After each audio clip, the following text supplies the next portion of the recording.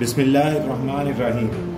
تعویذ دینے کا بزرگی سے کوئی تعلق نہیں۔ حکیم الامت حضرت تھانوی رحم اللہ فرماتے ہیں، آج کل سب سے بڑا بزرگ وہ سمجھا جاتا ہے جو خوابوں کی تعبیر دیتا ہو یا جیسا کوئی تعویذ مانگے ویسا وہ تعویذ دے دیتا ہو۔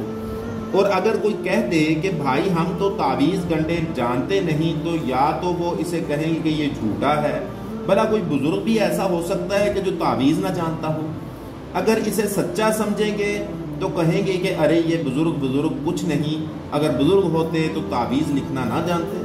پھر اگر تعویذ دیا اور اس سے فائدہ نہ ہوا، مثلا بیمار اچھا نہ ہوا، تو تعویذ دینے والے کی بزرگی ہی میں شک ہونے لگتا ہے۔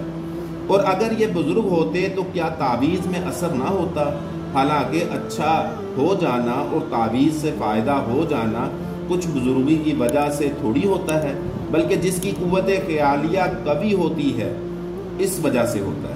اس کے تعویذ میں زیادہ اثر ہوتا ہے، یہاں تک کہ اگر کوئی شخص بہت زیادہ قوت خیالیہ رکھتا ہو تو اس کے محض سوچنے ہی سے جاڑا بخار اتر جاتا ہے، چاہے وہ کافر ہی کیوں نہ ہو۔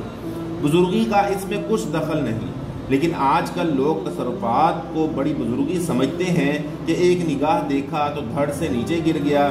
بزرگی کا تو نام ہے اتباع شریعت، اتباع سنت کا، خواہ کوئی بھی تصرف اور کرامات ظاہر نہ ہو۔ جزاک اللہ۔